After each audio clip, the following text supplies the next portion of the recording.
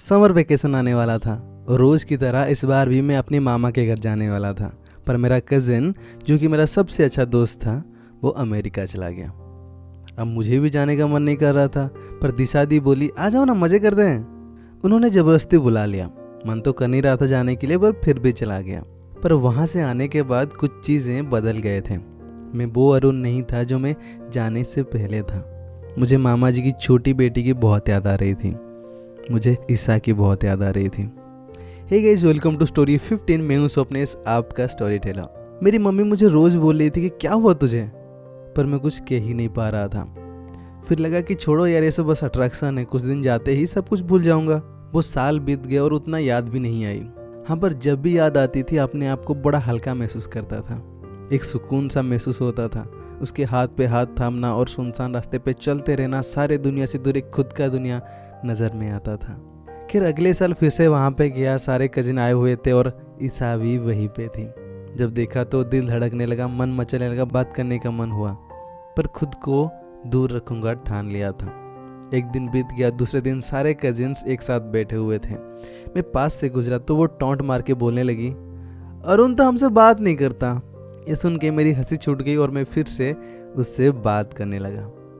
ये वो साल है जब मैं 8th में था और वो 6th में, पर फिर भी जब बात करते थे बोल्ड वो लगती थी और शाय में। अगले साल 9th में मेरे एक दोस्त को इसके बारे में बताया। अब वो मेरे लिए लव गुरु बन गया। मुझे सुझाव दिया कि क्या करना चाहिए क्या नहीं। वो मुझे बताया कि जो लड़के लड़कियों को हंसाते हैं वो उन्हें पसंद करते हैं, जो लड़के लड़कियों के मजाक उड़ाते हैं वो उन्हें पसंद करते हैं। अब प्यार में मैं तो नीलवटे सन्नाटा था। मुझे लगा होता होगा। अगले साल मैं गया और वहाँ पे कूल बनने लगा। हर छोटी छोटी बात पे ह्यूमर क्रिएट करने की कोशिश करने लगा और मेरी हर बात पे उसे हंसते हुए देख बहुत सुकून मिलता था। दिल कहता था बस यही हंसी लाने के लिए मैं कुछ भी कर सकता हूँ। और मेरे लव गुरु का बात काम कर रहा था। मैं उसे हंसाते गया और हमारा बॉन्डिंग बनता गया, पर कभी बता ही नहीं पाया कि वो कितनी सुंदर है और वो मुझे कितना पसंद है। हमारे फैमिली में थोड़ा सा रेसिज्म चलता है, बस सुंदर और मैं जब अपने आप को देखता था मुझे कभी ऐसा नहीं लगता था कि वो कभी मेरे और देखेगी भी। उस साल ही दिसंबर में हम दिल्ली में थे और दिल्ली की सर्दी तो बहुत बदनाम है। एक रूम में वो और उसकी बहन थे और दूसरे में मैं अकेला। अब प्रॉब्लम ये था कि रज़ाई सिर्फ एक ही थी। अब मेरे दिमाग में सवाल आया कि करूँ क्या। तब मेरे पास एक फीचर फ़ोन हुआ करता था, तो मैं उससे अपने दोस्त को मैसेज किया। उसने बोला रजाई उनको दे आ, देखना वो तुमको अपने साथ सोने बुलाएंगे। मैं भी गया, पूछा भी कि रजाई चाहिए क्या। उन्होंने बोला हाँ और ले लिए।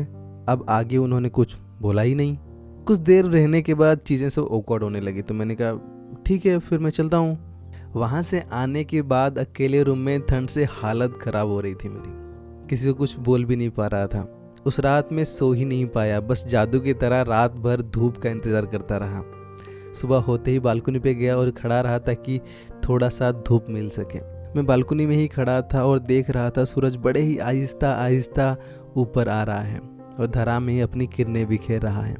तभी वो स्वेटर पहने, सिर पे टोपी और हाथ में कप लिए आई और बोली सुबह सुबह यहाँ। इससे पहले कि मैं कुछ कह पाऊँ मुझे 3 बार छींक आई बैक टू बैक। हाय मेरा भाई, तुम्हें तो जुकाम हो गया है, रुको मैं तुम्हारे लिए चाय लेके आती हूँ। अदरक वाली चाय पी के अच्छा तो लगा, पर वो भाई वाली बात गले से उतर नहीं रही थी। मैं बोला कि छोड़ो यार, क्या सब सोच रहा हूँ मैं, उसको देख और खुद को देख। अब मेरी इनसिक्योरिटीज बढ़ने लगी थी। फिर भी मुझे दिल्ली जाना पसंद था, उसे मिलना अच्छा लगता था। मैं इस समर वेकेशन उसका बेसब्री से इंतजार करने लगा, पर वो आई नहीं। पर विंटर वेकेशन में वो थी वहाँ पे और हम सीपी भी घूमने गए थे। और वो हाथ थामना, अकेले घूमना था वो जो अपना सपना, आधा अधूरा ही सही पर पूरा ज़रूर हुआ। मुझे बहुत अच्छा लग रहा था। वहाँ से वापस आते ही ईसा के पापा और मेरे मौसी जी के बीच में झगड़ा हो रहा था। बाद में ईसा रोने लगी, मुझे उसे हक करना था। रो मत, ऐसा होता है ये बोलना था। छोटी छोटी प्रॉब्लम्स होती है यार, हर बात पे अगर हम रोने लग जाएं तो ज़िंदगी आंसू बहाते ही कट जाएगी। फिर दोस्त का बात याद आया कि लड़कियाँ ये सब जल्दी समझ जाते हैं, हाँ ऐसा कुछ मत करियो। फिर मुझे लगा कि उसे हंसाने के लिए प्रांक ही कर लेता हूँ, पर इस बार प्रांक उल्टा पड़ गया। उसे बुखार हो गया और मैं बार बार यही सोचने लगा कि मैं ऐसा किया ही क्यों। दिल गिल्ट से भर रहा था, उसकी दर्द बिल्कुल बर्दाश्त नहीं हो पा रहा था। बाद में वो थोड़ा सा ठीक हुई और हम सब मिलके पद्मावत देख रहे थे। वो अपना हाथ दबाने लगी, मैं पूछा क्या हुआ, मैं दबा दूँ? और फिर मैं दबाने लगा ऐसे कि मैं तेरे लिए ज़िंदगी भर कर सकता हूँ ऐसा। ये साल भी गया, अगले साल मेरे 12th के एग्ज़ाम्स आने वाले थे। मुझे सुनने मिला कि उनकी बड़ी बहन ऑस्ट्रेलिया शिफ्ट हो रही है, तो सब मिलने आ रहे हैं। मैंने सोचा कि एग्ज़ाम या ईशा। मुझे लगा कि इस बार मुझे बताना ही पड़ेगा, अगर नहीं बता पाया तो मैं शायद कभी बता ही नहीं पाऊँगा। तो मैं चला गया बिना एग्ज़ाम्स की परवाह किए ही। उस दिन मैं टाइम खोज रहा था कि कब और कैसे बताऊँ। फाइनली मुझे मिला। उस दिन दोपहर को हम नैप ले रहे थे, वो पूरा नींद में सोई हुई थी। दोस्त की एक बात याद आया कि लड़कियां सोते टाइम चेहरे से बाल हटाना मस्त लगता है। मैंने किया, मस्त लगा, पर वो उठ गई और उठ के चली गई दूर। मैं यहाँ सोच रहा हूँ अबे ये क्या कर दिया, अब क्या सोच रही होगी वो, शिट, नहीं करना चाहिए था मुझे। फिर उसने ही मैच्योरिटी दिखाई और नॉर्मल होके बात करने लगी। मैं मुंह के बल सोया हुआ था, वो मेरे पीठ पे आके बैठ गई। मैं कहा अरे नहीं, उठो, उठ जाओ प्लीज़। नहीं उठूंगी। मैं ज़बरदस्ती टर्न हुआ, वो मेरे ऊपर गिर गई। अब वो मेरे ऊपर थी। 2 सेकंड के लिए ही अखियों की तकरार और फिर मजाक सब सीरियस हो गया। एक दूसरे से दूर हुए और वो चली गई दूर। उसकी दी अगले दिन चली गई और मैं एग्ज़ाम्स देने के लिए वापस आ गया।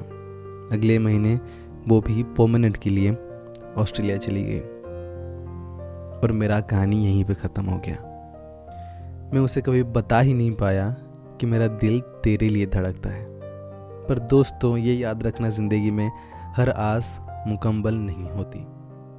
कभी किसी को पाने की जिद मत करना, क्योंकि प्यार इन सब से परे है। पर अपना प्यार करना कभी मत छोड़ना, क्योंकि वन साइडेड लव पे सिर्फ आपका अधिकार है। 2 साल हो गए, उधर से कोई नहीं आता है तो सिर्फ कॉल्स, वो भी कभी कभार। मेरे दोस्त मुझे आज भी कॉल करता है और लड़कियों वाला ज्ञान देता है। एनीवे, अगर आपको स्टोरी पसंद आया है तो लाइक ज़रूर करना। कुछ कहना चाहते हो तो नीचे कमेंट करके बता सकते हो, या फिर मुझे इंस्टाग्राम पे फॉलो कर सकते हो। नहीं हो तो सब्सक्राइब करके ज़रूर जाना और बेल आइकन पे भी क्लिक कर देना। और कहानी दिल तक छू गई तो इसे शेयर ज़रूर करना। हर एक शेयर मुझे बहुत मैटर करता है। चैनल्स पे और भी बहुत कहानियाँ हैं, आप उनको देखते रहिए, उनको एंजॉय करते रहिए। तब तक मैं आपके लिए एक नई कहानी लेके आता हूँ। Stay tune and keep watching.